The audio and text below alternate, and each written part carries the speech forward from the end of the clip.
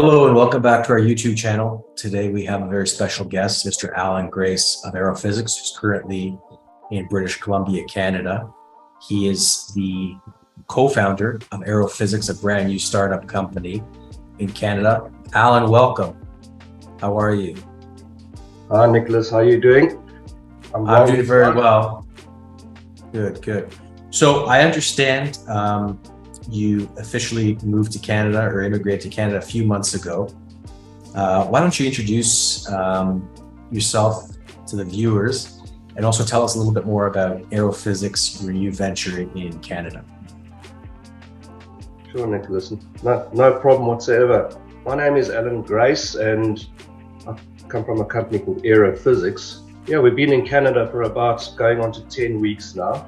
All in all, it's been a very interesting changeover, and so far it's been pretty seamless, if you could put it in a broader sense of the words, in the sense of getting the requirements of what you need to move forward, and everything actually works very well. So that's a very good thing. Tell us a little bit more about AeroPhysX. AeroPhysX is probably one of the most innovative companies Beaver's assisted insofar as Immigration Canada, but you guys do really innovative breakthrough things. Why don't you tell the viewers a little bit more about what AeroPhysX does? So AeroPhysX specializes in what's called airborne geophysics. I've personally been involved with airborne geophysics since I was in my early 20s, and it's been quite interesting how technology has influenced airborne geophysics as a application tool for various industries.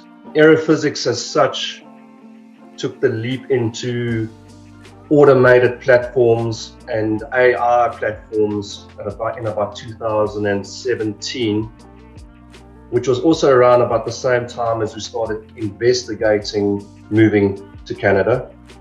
But AeroPhysX basically specializes in using drones, automated drones that fly by themselves in extremely rugged terrain. That's our market. We can fly our drones basically in any mountains at 20 meters above the mountain. As long as we know what the ground's doing, we can fly our drones. And we specialize in very high resolution data collection for our clients, being various clients, most of them in the mining community, but we also do a lot of environmental and infrastructure work for various entities, mostly government entities. Allan, what would you say the most disruptive component of your technology is, let's say in mining? We recently developed what's called electromagnetics, and we're using our magnetic sensor to extract electromagnetic data out of our magnetic sensors that we hang beneath our drones. And that is very disruptive because traditionally they were very large systems that were hung under helicopters. We've miniaturized it to extract our data that the clients need. And once again, it's very important because to send a helicopter up into the mountains compared to a drone is a lot more cost effective, and also the human safety side of it is a large component, which of course most big mining houses or big corporates, it's a very important factor is health and safety. I mean, you can't be sticking pilots and people on the back of airplanes and helicopters in very rugged terrain. It's extremely dangerous. Now, I understand AeroPhysX, new startup, was founded by yourself, your brother, and your father. Why was immigrating to Canada and moving the business with your partners so important to the business and the family? Can you walk me through that? There's multiple reasons, Nicholas. First of all, we traditionally used to work in Southern Africa. We were finding the new greenfield exploration programs in Southern Africa and South Africa were becoming less and less. This is generally due to the openness of the mining community which a government creates, and also the ease of mining in countries. We're also finding that a lot of the new greenfield exploration was being undertaken by, number one, Canadian companies, and then Australian companies. And we were finding we were missing out on not having a communication with a lot of these companies being in South Africa. So it was quite important for us to get to the root of where our customers potentially are, to be able to grow our markets. And the North American market is a very, very big market, which we have never ever tapped into, just purely out of logistical launch space.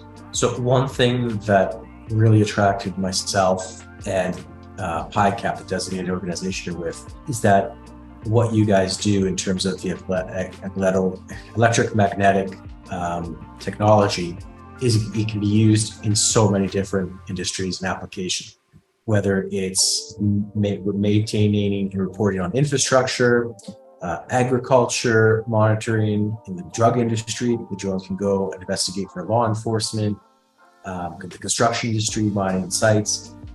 With that being said, what attracted you to the startup visa program? Multiple things. It wasn't purely, I would say the business side of it was the larger part of the attraction to open up new markets. But it's also on a personal note, the future of what countries offer your kids is also a very big attraction. But going back to the business side, yes, you know, it's a very proactive business environment in Canada. People are hungry for starting new business. People are very open to new business ideas.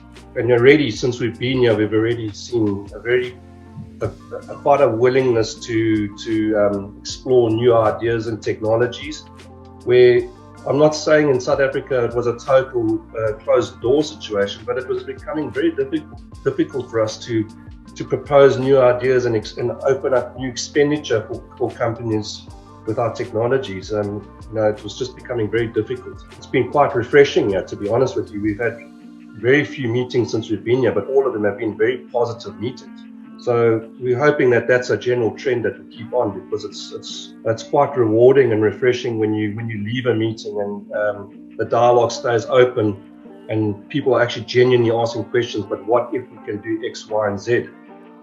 So that's been very positive. So Allan, that's fantastic. I know you first contacted our office in the fall, Canadian fall of 2020, right in the middle of the COVID pandemic.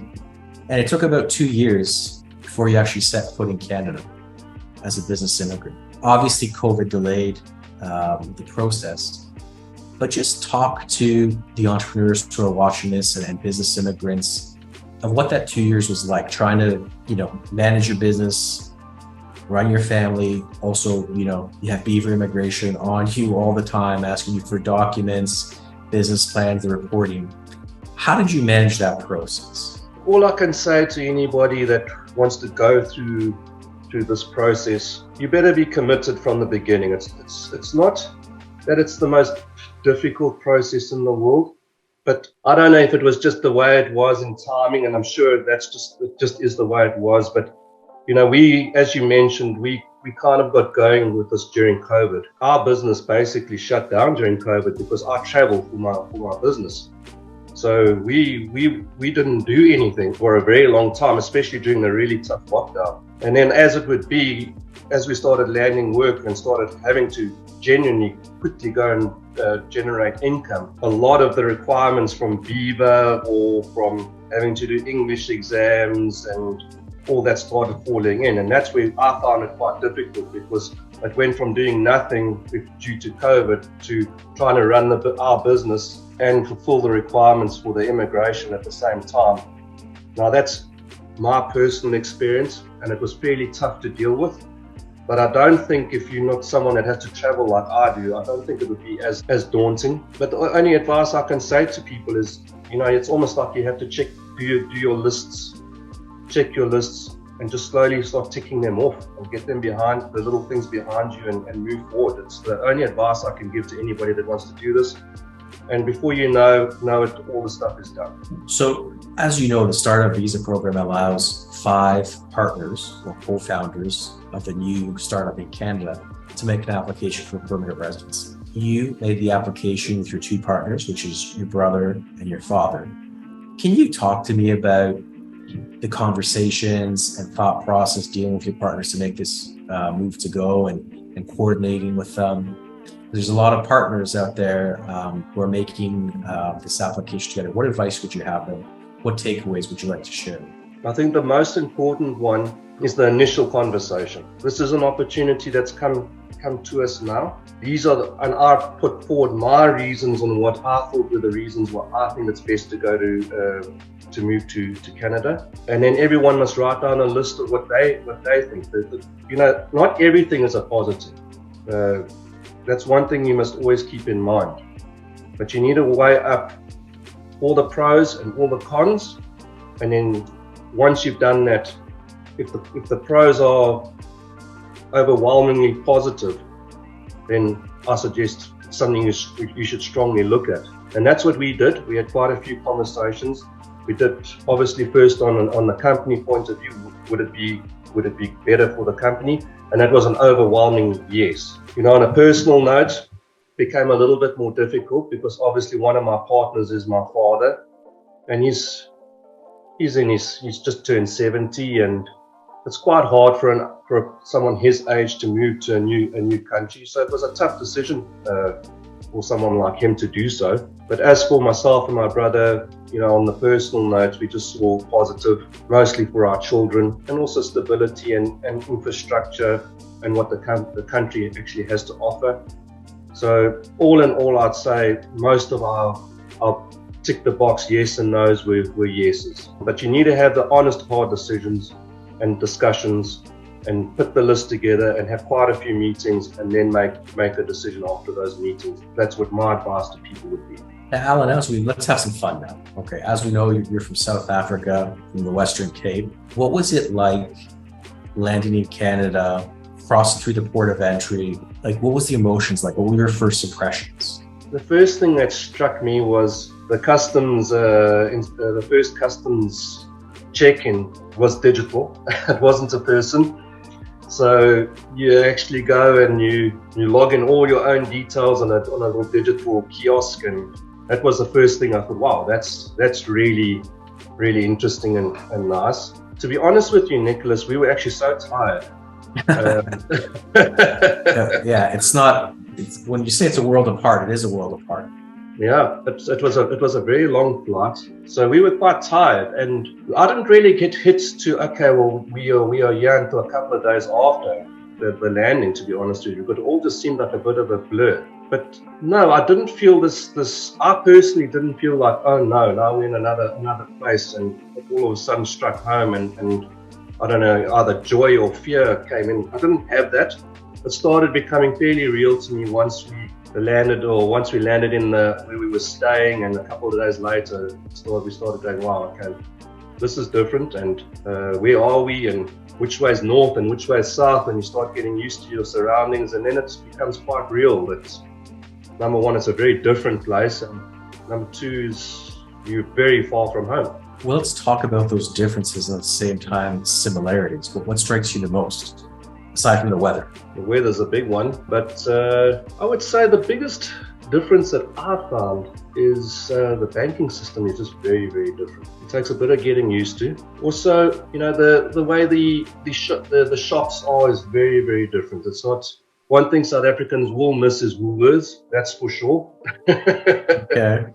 It's a little thing, but you will definitely miss Woolworths. You find Canada has become very Americanized, which was very surprising to me how Americanized Canada has become in the retail section. Everything's bulk and big, and so that's very, very different. I find the shopping very, very different, and I find the banking system extremely different. But what's also very different is that everything from the simplest thing, going to a library, how it's structured and how it works, going to a recreational center with your children, it's just everything, and it all works. That's very, very refreshing. Allan, I know it doesn't seem that long, but it has been long. Almost approaching 3 years now, if you think about it, before we started this process with Beaver Immigration and AeroPhysX, your partners, and now you've really started a brand new chapter in your life. The history of your family is going to change. I don't know if you thought about that, it will. What advice do you have to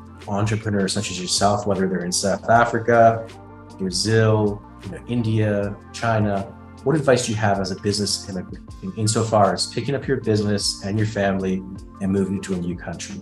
Well, don't take it lightly. I think that's my biggest advice. South Africa is a beautiful place, and we didn't leave South Africa because of everything negative. In our Pacific business, it was a very good move. But my advice to someone that's going to do this is make sure you ask yourself the hard questions, do the homework. We were very lucky ourselves because we had family here that we could use as a soft landing. But I would think if you didn't have a soft landing here, make sure that you plan carefully for when you land in the new country. That you know where you're going to be going, where you have some base where you settle for at least a couple of months to get your feet on the ground. I would say that's a very important aspect of it. Also decide where you want to go. We decided BC, and mostly because of weather. We just thought going to the East Coast would be a very brutal thing, especially landing in winter. Us coming from South Africa would be a very hard thing. So we chose BC for a couple of reasons. There's quite a big active mining community in BC for our business. Number two is the weather, and number three is lifestyle. We're quite outdoorsy people. We enjoy the outdoors. So, think carefully about where you want to go and where you want to be, and make sure, like I said, plan your landing carefully. Don't land and then make your plan. It will be very, very difficult.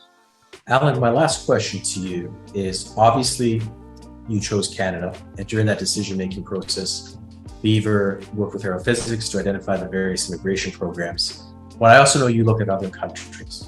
So just walk us through your decision matrix on the countries you were looking at, why Canada, and then what were the benefits of the startup visa program that finally attracted you to make the decision to head for Canada and make your application? When we were looking around, we looked at a couple countries. The UK was the first one because most of our family qualifies for an ancestral visa. But again, you go to mining and mineral exploration, doesn't really tick the box. Then we had a look at Australia. A lot of family and friends in Australia. But Australia is very difficult to get into, and it's extremely expensive. And then we also looked at the same time, obviously, at Canada. I personally came across Beaver on the internet, and I reached out, and I was fortunate to have your response. And I think that actually was the main driving force, is having your response, having a positive feedback, and saying, okay, well, this is actually possible, and these are the scenarios we can move forward with. Where, especially going back to Australia, no one could really give me, okay, but this is the way. If you want to go to Australia, you have to do X, Y, and Z. It just seemed like a little bit of an open door type scenario. You didn't really know. I found it was just very expensive, a very expensive option, and it wasn't a clear-cut defined option. One aspect that might be different for other people, which was for us, is we're all a little bit older, if I dare say so. So that's why the startup program was very good for us, because generally speaking, with our age, you're not going to get an express entry or work visa very easily. So that really worked for us very, very well. But yes, basically it was the first contact with you, Nicholas, and then moving forward from there, that really solidified our decision. It made it clear, it made it precise, and we knew, okay, these are the steps we're going to have to do. And like I said, it just we knew where we were going. With other options, it just seemed a little bit vague.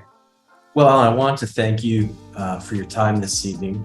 I know it's early morning there in British Columbia. You are definitely running a very ambitious startup. The applications with AeroPhysX are endless. We'll include a brief description of your company and a website so viewers can go check you out, your technology, and what you're doing in Canada. And we want to wish you and the family all the best. And we'd like to thank you for sharing your experiences with us and the viewers today. Thank you. Thank you, Nicholas. Thanks very much for the time.